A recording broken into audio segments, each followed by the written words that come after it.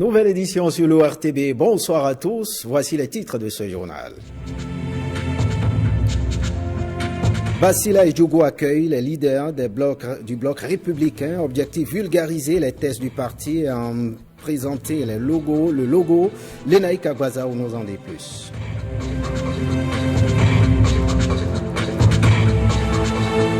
Les acteurs de l'écosystème du numérique s'approprient le contenu du Code du numérique, une initiative de l'Agence pour le développement du numérique à suivre dans ce journal.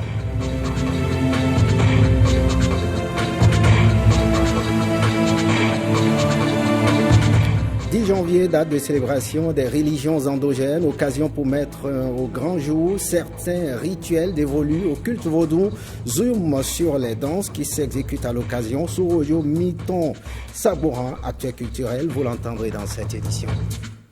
Bienvenue si vous nous rejoignez cet élément en off. Les membres des institutions de la République, les diplomates accrédités au Bénin et les personnels militaires et paramilitaires ont présenté leurs vœux au chef de l'État ce matin. La cérémonie s'est déroulée à l'ex-primature Semes City dans la sobriété. Dans l'ensemble, les intervenants ont salué les efforts du gouvernement dans la réalisation de son programme d'action. Le président Patrice Talon a apprécié le soutien des institutions de la République et des partenaires techniques et financiers pour accompagner les efforts engagés par son gouvernement. Les personnels militaires et paramilitaires ont réitéré leur engagement à assurer la sécurité des Béninois. Vous suivrez après le journal l'intégralité de la cérémonie de présentation des vœux au chef de l'État.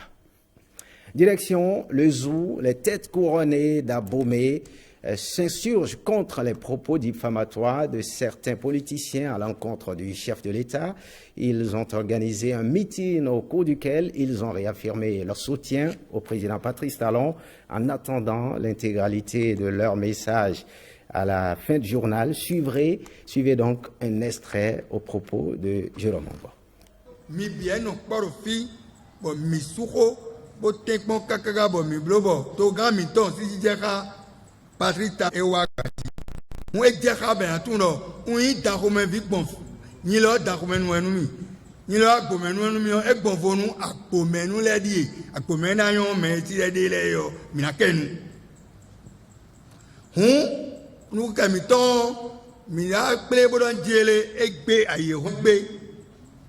Bon, d'accord, mais la robe partie t'annoncer, assis mi-temps et assis mi-temps et kudonno nu me o ina kpankpan bo mi ano kudoni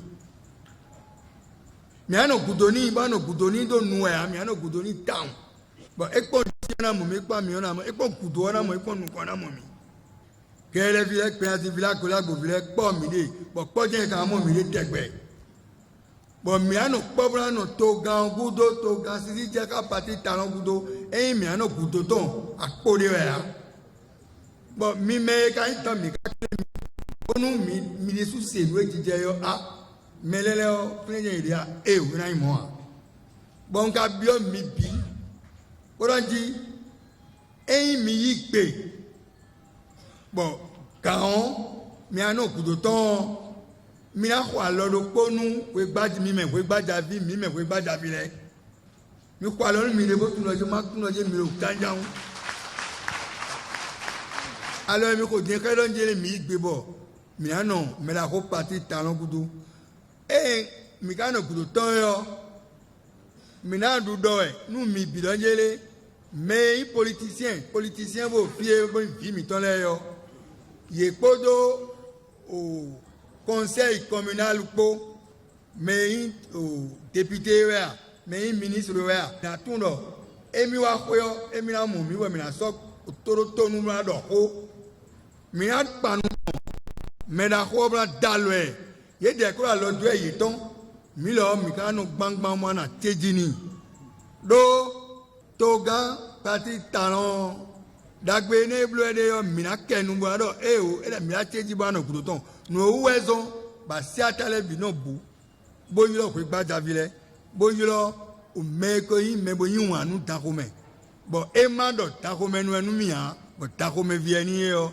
mi robi le mi na bloc pen bon to gawa so isobe yo en yo gbe me on PAG nous tuto bon nous ne to e yon to beze yo ba ko gouvernement ton posé yo mi lo ateji ni lo PAG ton main bon nous na to français gbe wa mais alors réussite PAG ou rien.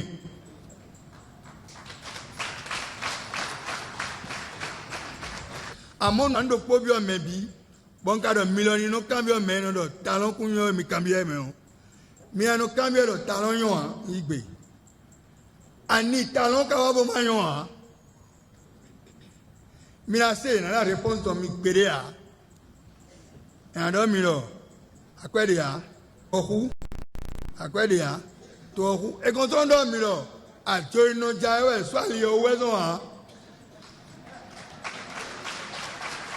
no bodon wo webo ali e kwano mombro ma ko ya le o esu akasi do mo mi aro e o to oku mi ma igbe yin nítorí ko nu ye o o awanu tanu na sakowi awanu aipe to me do mi lo yere akwe akosu do mi e ko su mi do me do mo mi a o me na do mi lo akwe akosu do mi e ko su bi mi an se mo a akwete o esu ha mo jan se ndo bi me do ayi mi no te e wa nde ito bo mi de tu wa abi e do ji mebe anu sin e onu e wa nto wa e do ji examen o e blow fie mai do meri ai na din e wa nu ito ya o bonu kambe nu e wa nje bi kon do e wa ndo do mi do e ma ble mi o ayero e be din be no fo to me to le bi ke bo no vi me to bonu egbe o ni ado mi na kon ma si ko tu ton bi me dale mi ple o be bo lo bi bra donu bi me dan me le nu ku me na je mi egbe we no no be de o ba le yan ha we na je zade dion député pour to me bi o be je ma si ene ko yin tu ton ti yo mene lewe e kana mo ha lo me bon we PAG di do ti no e na so pe da ko me ha bo me to ko me le de ne e kana dagbon we ko ka ko ra photo soro te we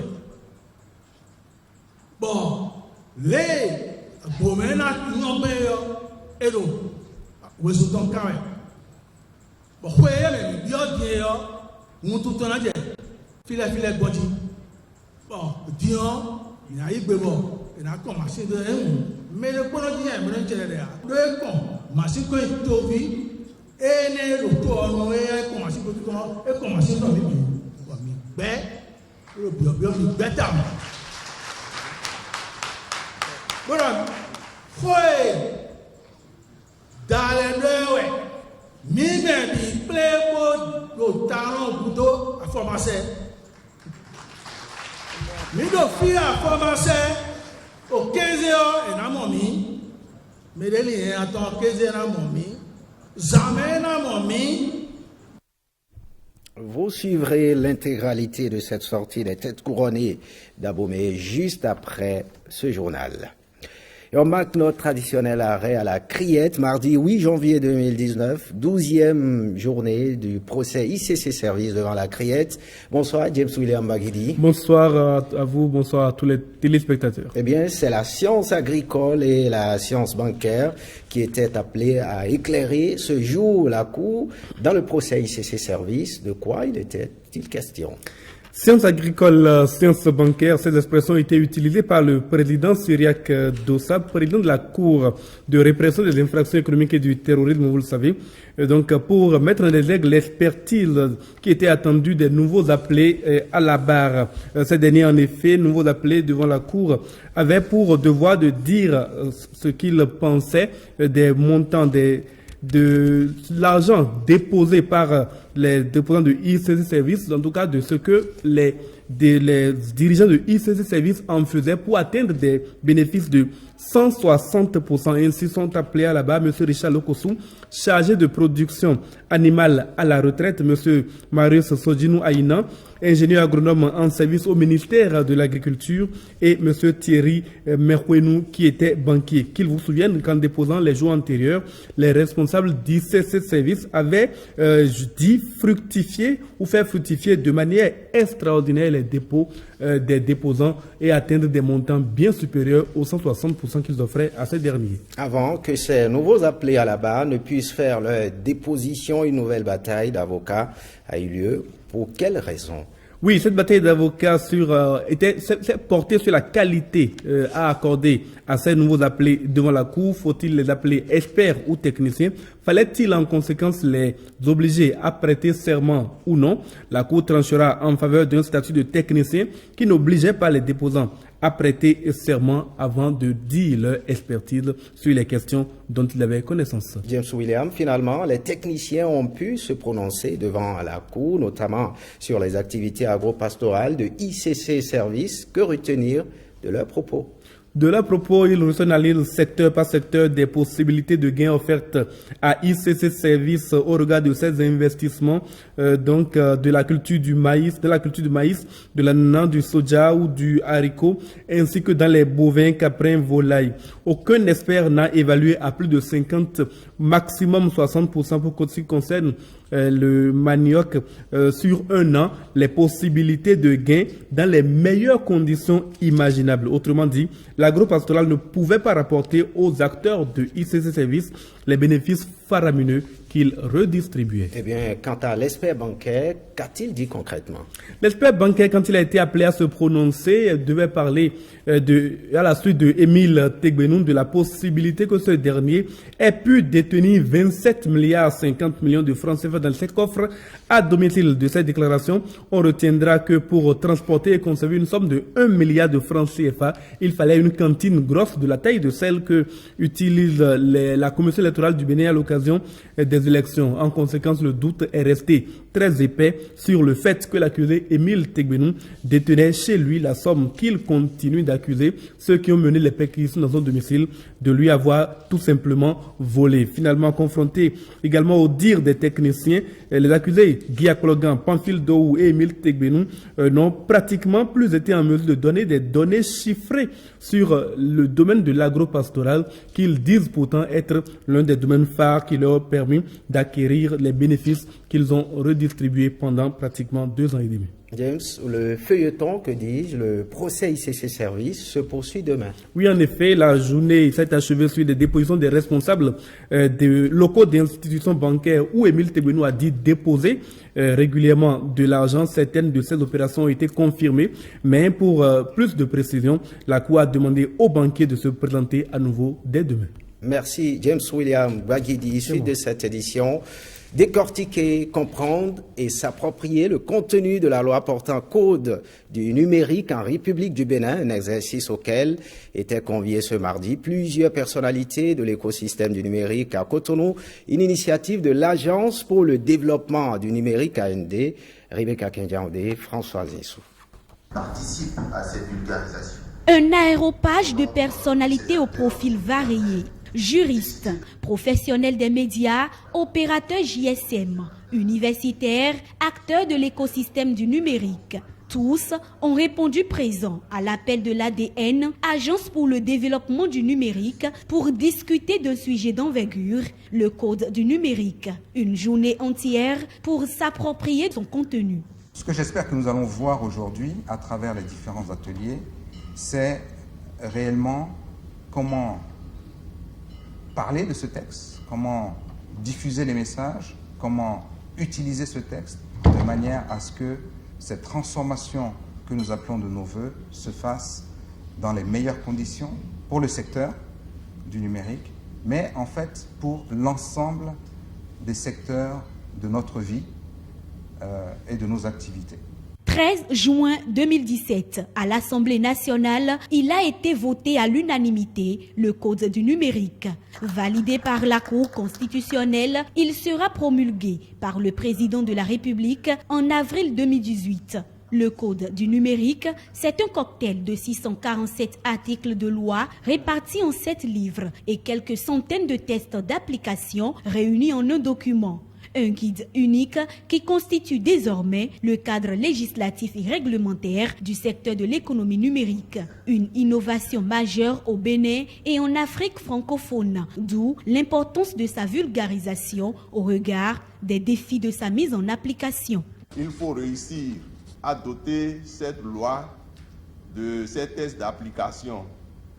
C'est comme un gros billet de 10 000 francs qu'on nous a donné, que nous devons distribuer entre nous. Nous devons le monnayer suffisamment pour que chacun prenne sa part.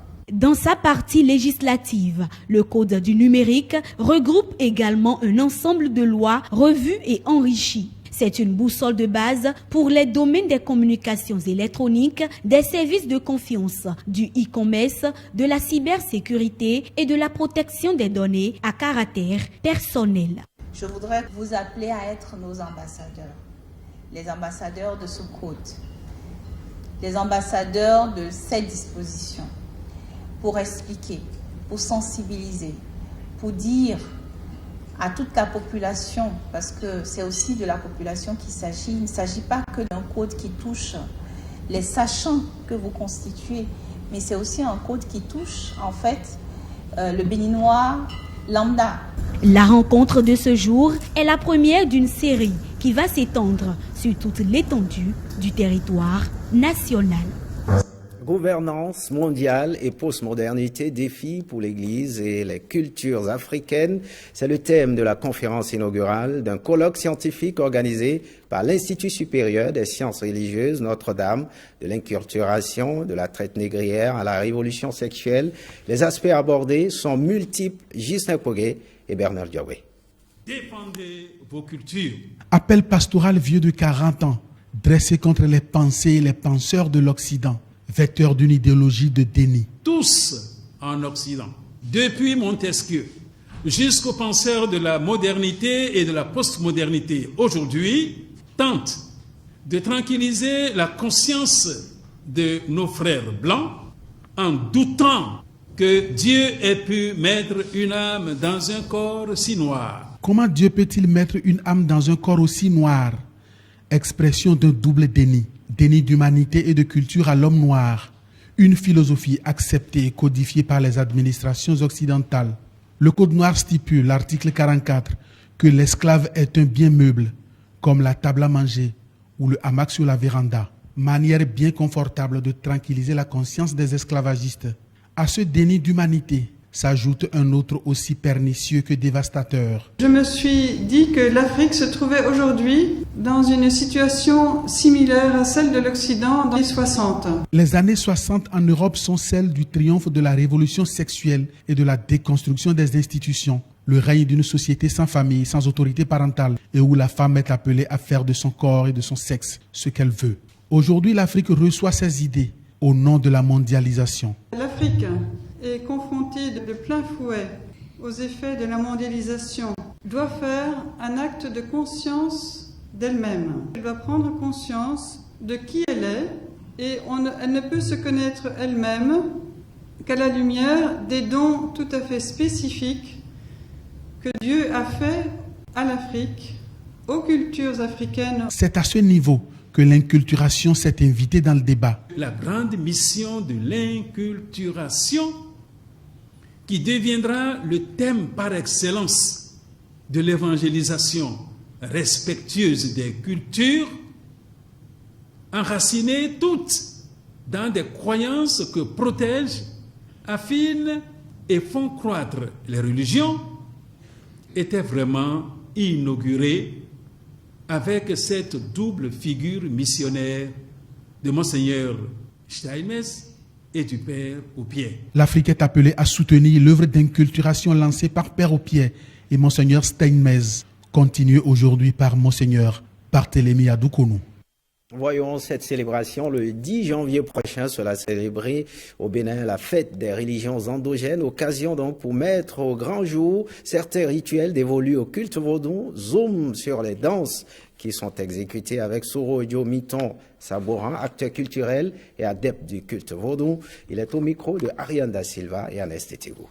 Lorsqu'on prend le cercle du vaudou, nous avons le rythme Zandro qui est le rythme global.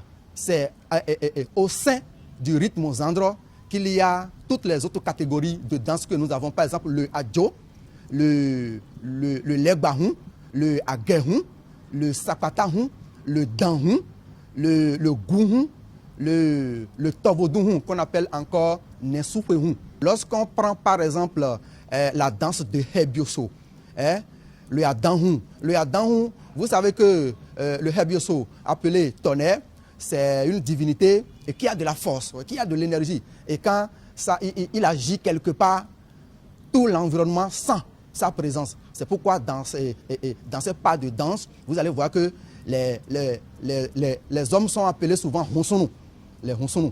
Et les adeptes femmes sont appelés des Hebioso aussi. Cette danse, par exemple, est très énergétique. On le danse avec de la force pour montrer et pour commémorer en fait la présence de cette divinité Hebioso là. C'est pourquoi chaque danse est particulière, est spéciale pour chaque divinité. Danser pour le vaudou, c'est une façon d'exprimer l'énergie vitale, l'énergie culturelle et l'énergie culturelle et rituelle qui nous habite. On le veuille ou pas, ces énergies nous habitent. Nous avons le devoir de préserver et de promouvoir ce patrimoine culturel et qui est seul et qu'on ne peut jamais laisser parce que c'est la seule chose que nous avons comme richesse. Week-end politique dans le département des Collines. Les leaders progressistes de 10 départements ont sillonné samedi et dimanche les 3 communes de la 9e circonscription électorale. Le but est d'échanger avec la base sur les objectifs du Parti Union progressiste et en même temps susciter des adhésions. Olivo Sougoué et Julie Kaelaïna. Valou est devenu trop exigu ce samedi après-midi pour contenir les militants progressistes venus assister à la séance de restitution des décisions du Congrès de Cotonou. Les leaders progressistes des collines, avant cette étape, étaient à Banté puis à Dassazoumé dimanche pour le même exercice. Pour que votre parti, notre parti vive, pour qu'il rayonne, pour qu'il atteigne ses objectifs, il a besoin de chacun de nous. Le but ultime de notre combat à tous, c'est de construire un Bénin stabilisé, qui offre et surtout qui offre à ses fils et à ses filles, les jeunes, les femmes, toutes les composantes de la nation, des conditions de travail qui lui permettent de s'affirmer, d'être digne et de mieux vivre. Le parti de Monsieur Tan, le parti de Madame Tan, c'est terminé. L'Union progressiste n'appartient à personne. Et personne n'est mentor, ténor, tout rebeu de l'Union progressiste. À chacune des étapes, les leaders progressistes de Banté, de Savalou et de Dassazoumé ont échangé avec une population engagée et déterminée à accompagner l'initiative de la recomposition du paysage politique béninois. Vous voyez, les gens de Savé, les gens de Savalou sont là, les gens de Dassa sont là, de Ouessé sont là.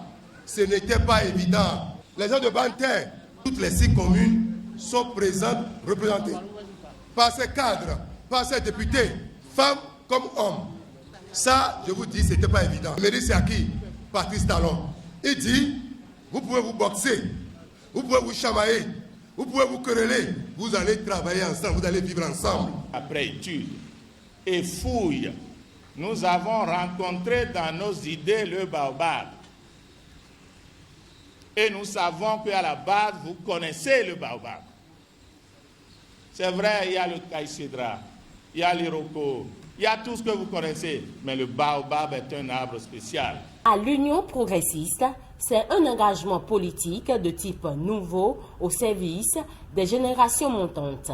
En témoigne son programme de société qui se décline en 11 axes stratégiques. Le renforcement de la démocratie, le renforcement du capital humain, la construction d'une économie intégrée, l'éradication de la pauvreté, le développement équilibré de toutes les régions du pays, le renforcement de la sécurité et de la justice, le développement de l'entrepreneuriat et de l'emploi, le renforcement de la démocratie, le renforcement de l'administration, le renforcement du sport et de la culture comme outil d'intégration, la culture comme objet de développement pour un développement durable. Mes frères l'ont dit, c'est le seul parti aujourd'hui véritablement crédible. La preuve est là. Je n'avais pour preuve que la représentation des ministres, des députés, des cadres. Si vous voulez profiter, avoir les avantages, nous vous recommandons l'union progressiste. Pourquoi nous devrons rester en union, banni l'ethnocentrisme, rester en union, faire en sorte qu'on ait la fraternité, la solidarité comme socle.